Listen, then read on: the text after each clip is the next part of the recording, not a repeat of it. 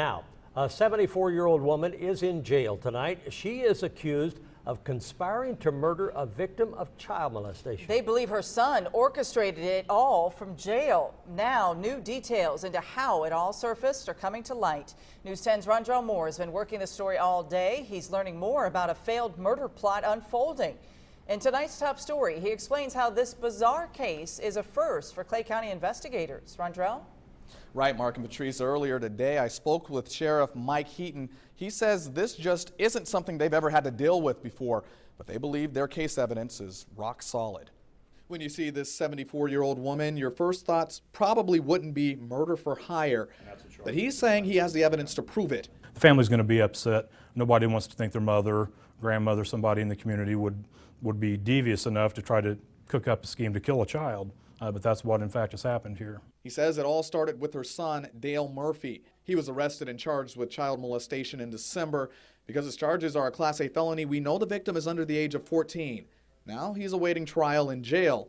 But deputies believe he's been busy. We were told that the suspect who remains in jail, Dale Murphy, was trying to make contact with different people to try to have a juvenile victim of a sex offense murdered.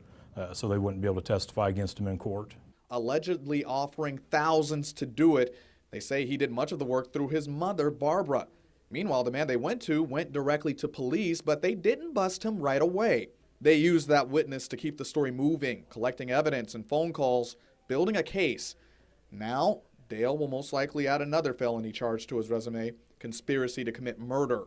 And his mother will do the same. He's calling it motherly love gone astray. You know, everyone has a mother, and, you know, a lot of times mothers will do anything for a child.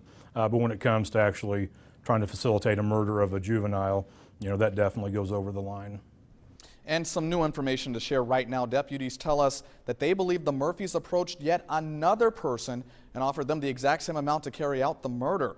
Meanwhile, officials say the victim's family was notified about all this. They don't believe the victim is in any danger.